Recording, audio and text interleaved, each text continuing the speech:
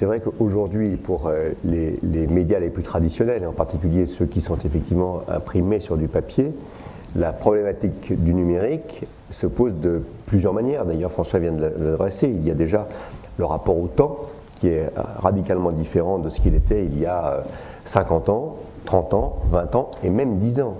Donc l'immédiateté qui est celle de l'Internet fait que le point de vue du journalisme écrit n'est plus le même. Donc c'est vrai que lorsque l'on a une matière, quelle qu'elle soit, que ce soit une narration cinématographique, que ce soit une série comme Lost, par exemple, qui répond très bien à cette problématique-là aux États-Unis, ou que ce soit, nous travaillons sur un certain nombre de projets de fiction pour les chaînes d'Orange, chaque nouvelle narration doit prendre en compte les différents objets sur lesquels elle va se retrouver. En particulier, évidemment, lorsqu'il s'agit de presse écrite, c'est un peu compliqué parce qu'il y a une temporalité de fabrication de la presse écrite qui est elle-même un élément de complexité supplémentaire. Mais quelle que soit aujourd'hui la narration que l'on veut essayer de transmettre à un public, on doit effectivement la concevoir nativement en fonction des différents écrans ou des différents supports sur lesquels elle va se trouver. Nous essayons de le faire. Alors, nous avons un certain nombre d'initiatives dans ce domaine chez Orange. D'une part avec la SACD où on a participé, nous participons à l'émergence d'une fondation qui est la fondation Bon Marché et dont le but est justement de permettre à des auteurs, à des créateurs de répondre à ces problématiques nouvelles que sont la multiplicité des écrans, la multiplicité des zones de consommation ou de rapports que l'on peut avoir avec une œuvre, que ce soit par l'intermédiaire d'une initiative prise par Orange Valley chez nous qui s'appelle le Transmedia Lab ou des ateliers de la création que nous menons au sein de la direction des contenus, autant de cercles dans lesquels nous échangeons entre producteurs, créateurs et nous-mêmes avec les éditeurs associés. Quand je parle des éditeurs, je parle d'M6, de TF1, avec lesquels nous parlons beaucoup de ces initiatives-là, de manière à ce qu'à l'avenir, il y ait effectivement une prise en compte native de la multiplicité des capacités d'adresser les contenus. Ce n'est pas si facile, ce n'est pas si facile. L'un des enjeux d'ailleurs va être de casser les genres de la télévision. Quand on dit que les frontières ont tendance à s'abattre les unes après les autres, le genre télévisuel, la fiction dans son coin, le jeu dans son coin, le documentaire dans son coin, là aussi cela a tendance à exploser parce qu'on s'aperçoit que pour répondre à la logique de tous les écrans, mixer les genres est aussi un moyen de répondre à l'attente du public. Et est-ce qu'on ira jusqu'à mixer l'information et le divertissement ?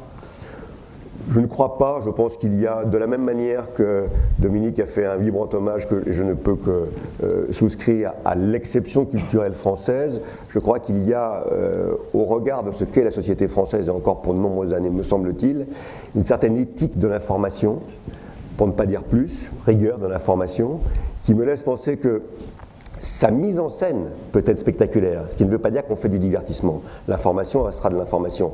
En revanche, il est clair qu'entre un journal de 20 heures d'aujourd'hui ou une information sur Google News et puis ce que pouvait être un journal sur la télévision en noir et blanc dans les années 50, il y a une très grande différence. J'enfonce une porte ouverte. Donc la spectacularisation de l'information, oui. Sa transformation en divertissement, non. Oui. Moi j'avais une réaction juste pour partager peut-être une expérience, comme il n'y a pas forcément d'acteurs de l'information sur scène, j'en vois dans la salle. C'est vrai que nous, une des choses qu'on dit sur les contenus, c'est que prendre un contenu qui a été conçu ailleurs pour le mettre sur Internet, oui c'est intéressant, mais ce n'est pas l'objectif ultime. Et souvent ça crée presque, enfin on n'a pas utilisé le média pour ce à quoi il peut servir. Donc, avec l'ensemble des partenaires avec lesquels on travaille, je prends l'exemple de M6, voilà, quand on se pose la question de la soirée des élections régionales, on se dit tiens, finalement il y a un certain temps d'antenne sur M6, mais derrière on peut prolonger l'émission ensuite sur Internet. Donc quelque part là, on casse la logique de dire il y a une petite case pour le programme qu'on ne peut pas dépasser. Et ensuite on essaie de se dire comment on crée de l'interactivité.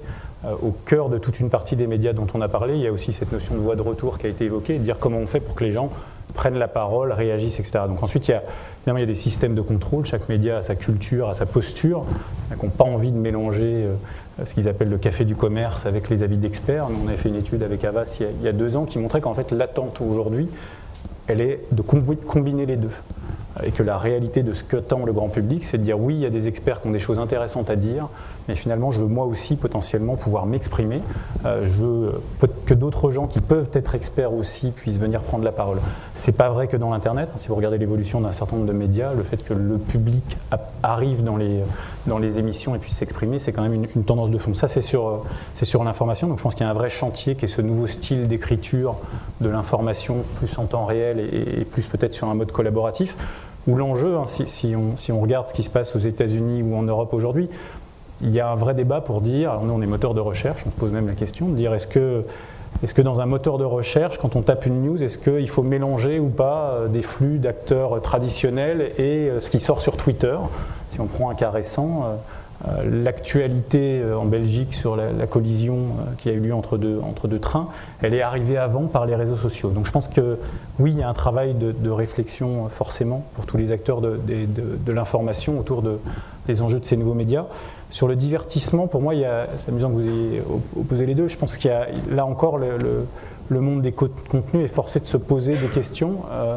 Les trois idées que moi je voulais partager, la première c'est il y a une possibilité de profondeur d'exposition au contenu qui est exceptionnelle.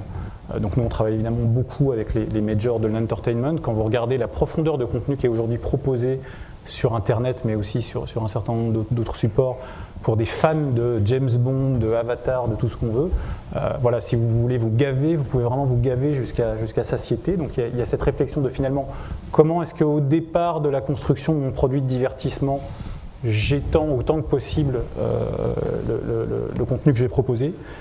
La deuxième chose, c'est que c'est des gens qui vont assez loin dans une logique d'expérience et de jouer avec leur contenu. Donc si on prend là encore Avatar, nous on est des partenaires, ils proposaient aux gens de se créer leur propre avatar avec des photos. Donc là on est dans l'extension de ce que Guillaume appellerait l'engagement de marque, mais de dire finalement avec mon produit et la technologie, qu'est-ce que je peux faire d'interactif et d'amusant qui va enrichir la relation que les gens ont avec l'histoire que je raconte.